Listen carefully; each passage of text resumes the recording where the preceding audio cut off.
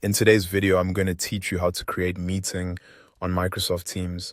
To get started, open Microsoft Teams and sign into your account if you haven't already.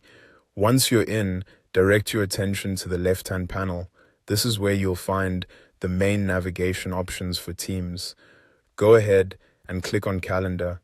This section is where you can view scheduled events, manage upcoming meetings, and create new ones.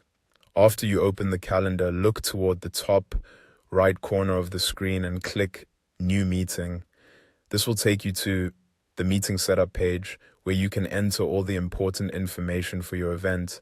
Take your time here because this is where you make sure your meeting is clear and properly scheduled for everyone involved.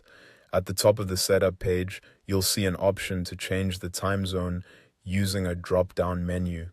This is especially helpful if your attendees are joining from different regions, since choosing the correct time zone helps avoid confusion. Next, enter a meeting title.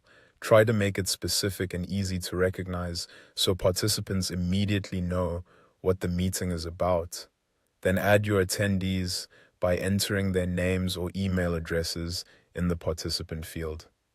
After that, set the start time and end time for the meeting. Be sure to double-check the schedule before moving on, especially if the meeting is time-sensitive.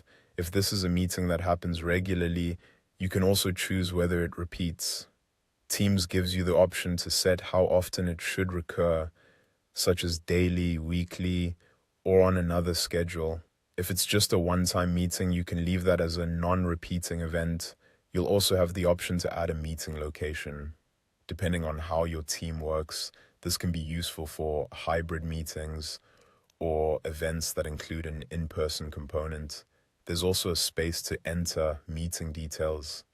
This is a good place to include a short agenda, context, or any notes participants should read before joining.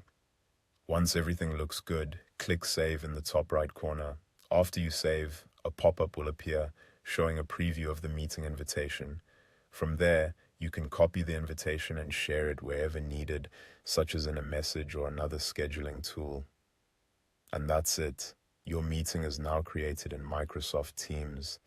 If you found this helpful, you can use the same process anytime you need to quickly schedule and organize a meeting.